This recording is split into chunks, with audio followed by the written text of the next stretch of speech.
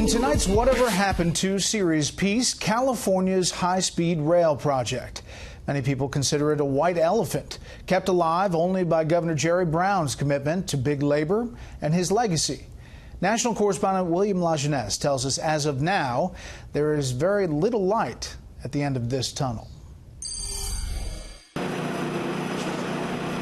Over budget and behind schedule, California's high-speed rail project is running out of money. It's not that expensive. We can afford it. In fact, we cannot not afford it. Voters were told 9 years ago the train would cost $33 billion. Today, estimates are twice that. Private contractors would pay a third of the cost. Today, none have invested.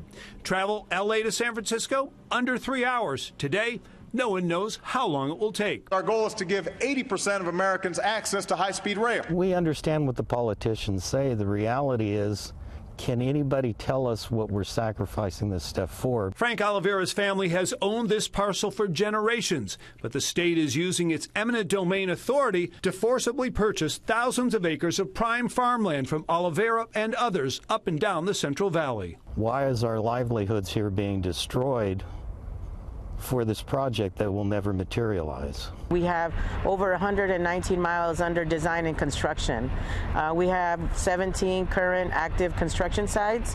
But the rail project lacks secure funding. The feds kicked in $3 billion, but no more is likely. And polls show voters feel betrayed. I think it should have to go back to the voters. One, the cost overruns. They're talking now that it could be $69 billion or more. They said the private sector would invest, and they have not. The state Supreme Court found ballot language used to sell the project misleading. Ridership surveys inflated, ticket prices unrealistic, and financial projections unfounded. If you're subsidizing the riders on high-speed rail, that means you're taking money away from the classroom and from our first responders.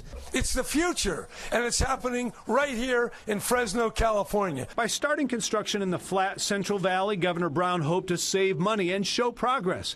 That didn't happen. Now critics point to plans to burrow under 52 miles of mountains. Yet the cost of tunneling under just one 13-mile stretch is $7 billion, or 10% of the entire project. There's tunnels being built all over the world. We're not, the first country to, decide that we need to build a tunnel through the mountains. Instead of a light at the end of the tunnel, the project is about to hit a budgetary brick wall. According to McCarthy, President Trump is not inclined to throw good money after bad, and the state cannot bankroll the project alone, leaving Governor Jerry Brown without a train and likely no track when he leaves office early next year.